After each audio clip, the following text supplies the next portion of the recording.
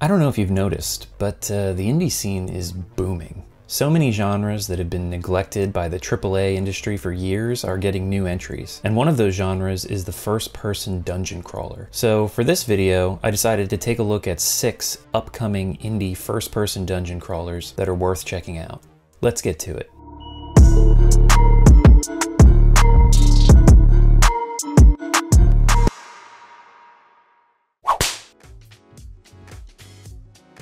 First up, let's take a look at Islands of the Caliph, developed by Schmidt Workshops. Islands of the Caliph is a classic dungeon crawler with a Middle Eastern setting. The world and art style in this one are pretty unique, and the game has a sort of filter that makes it look like some kind of ancient tapestry. Like there's almost a texture to the image. It looks really cool. I also really like the color palette here. It gives the game an interesting vibe. This is a single character gritter. You don't roll any stats or choose a class in the beginning of the game, so things are more action oriented. You can speak to certain NPCs to train different skills though, and there is a leveling system. The game runs windowed and only has keyboard controls right now, so it really feels old school right from the start. As the title suggests, the world is broken up into islands that you can sail between. You can even just chill on the ship during the voyage as you head to each island in real time, or you can rest below deck to speed up traveling. Each island, at least the first few in the demo, have a different feel to them. The first is very green and forested, while the second is a desert with a shanty merchant town and some ruins. I like the big, chunky, cartoon-style sprites of the characters and enemies. The music also has a Middle Eastern flair to it, and all in all, this one just has a sweet atmosphere. It also seems to have some kind of obsession with potatoes. Interesting. There's a demo available on Steam, so go check it out.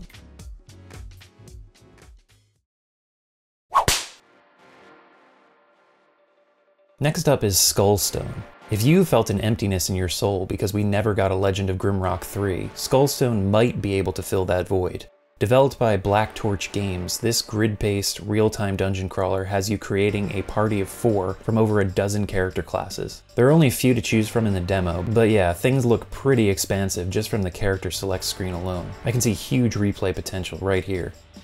After you've put together your party, you're dropped into the dungeon and left to figure out the puzzles, traps, and combat surprises. This really feels like a spiritual successor to the Grimrock games in a lot of ways, so fans of that series should feel right at home. Combat works the same as well, where you press the key assigned to each character to attack, and then wait for the cooldown before attacking again, all while trying to strafe and kite enemies to stay out of range of their attacks. To be honest, I'm not as big of a fan of real-time combat and grid-based dungeon crawlers, but the Grimrock games were great, and Skullstone is cut from a similar cloth with a high degree of polish. You can check out the demo on Steam right now.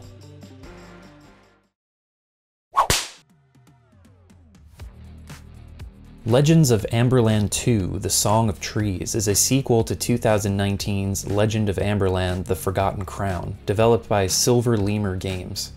If you've missed the old school Might and Magic games, then the Amberland series is what you want to be playing. The first game was a great homage, and the second looks to be even more expansive. You can create a party of 7 characters, with various races and a wide variety of classes to mix and match to create an unstoppable party. Navigating the world map and inside dungeons feels fun, and all the characters and enemies are big, chunky, colorful sprites. I really like how the towns, dungeons, and enemies are all visible on the overworld. Makes it feel like a D&D campaign where someone just went all out with the miniatures. I love the old Might and Magic games, and I love the first Amberland, so this sequel was a no-brainer to put on the wishlist. The demo is out now, so go play it and see if it scratches that old CRPG itch. If it does, consider buying the first game too.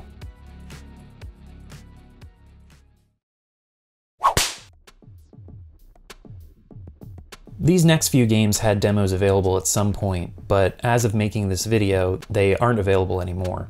They Speak from the Abyss is a dark, surreal, grid-based dungeon crawler with an insanely grotesque art style, developed by Nikki Kalpa. In this game, you can both fight the demon enemies that you encounter or try to talk with them to avoid confrontation. Gives off a lot of Shin Megami Tensei kind of vibes. Combat looks to be turn-based, menu style, which I'm down with 100%. And I just can't get over the character designs and the art direction in this one. It's so ugly beautiful, I love it. There's a free prologue game called They Speak from the Abyss Zenith, which is supposed to be dropping in a few weeks, so we can all get a taste of this soon.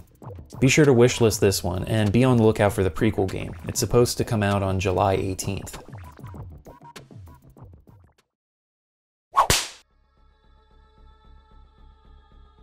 Next is Ludus Mortis, a dungeon crawler set in a dark version of Imperial Rome.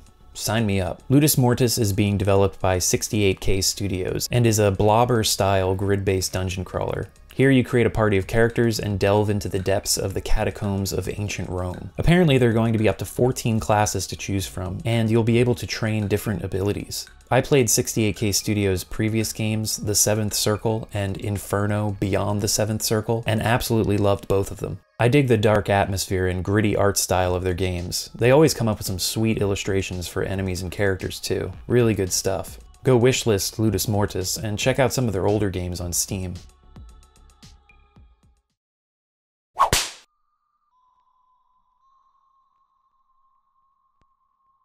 Next up is Labyrinth of the Demon King. I love old Japanese folklore horror, so games like Fatal Frame, Kuon, and even Sekiro have always spoken to me. Labyrinth of the Demon King from J.R. Hudepole oozes with that same dark folkloric style. It takes the grit of Silent Hill's Nightmare World visuals, and even the static effect from those games, and combines it with ancient Japan and a first-person dungeon crawler. I also get some Shadow Tower vibes in some of the screenshots and videos. The dev has also shown off a few of the different weapon types that will be available, along with differing movesets, so it seems like combat is going to be a big focus. I think all the games I've covered here look awesome, and I'm definitely going to be playing each of them, but Labyrinth of the Demon King is the one that speaks to my own interests in horror and gameplay sensibilities the most. Wishlist it now on Steam.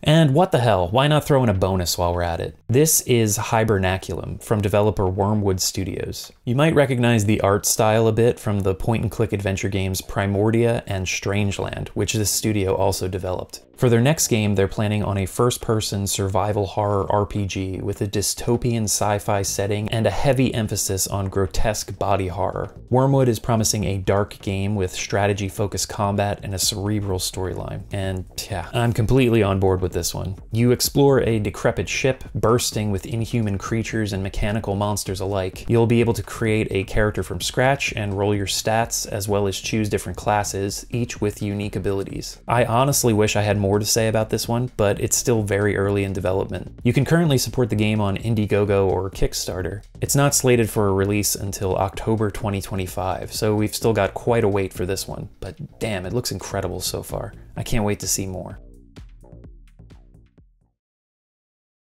And that's it. 7 upcoming indie first-person dungeon crawlers for you to check out demos and gameplay trailers of, as well as wishlist and support. You can find links to all the Steam pages for these games and the Indiegogo and Kickstarter page for Hibernaculum in the description below. If you liked this video, give it a like, why don't you? That'll support me. Also, let me know in the comments if there are any other first-person dungeon crawlers that I didn't mention here that need attention. And subscribe to the channel too. This video is kind of an outlier. I usually do retro reviews and indie previews, so you can check those out if you're interested. Anyway, that's all for me. Back to reviews next time. Dungeon Chill, out.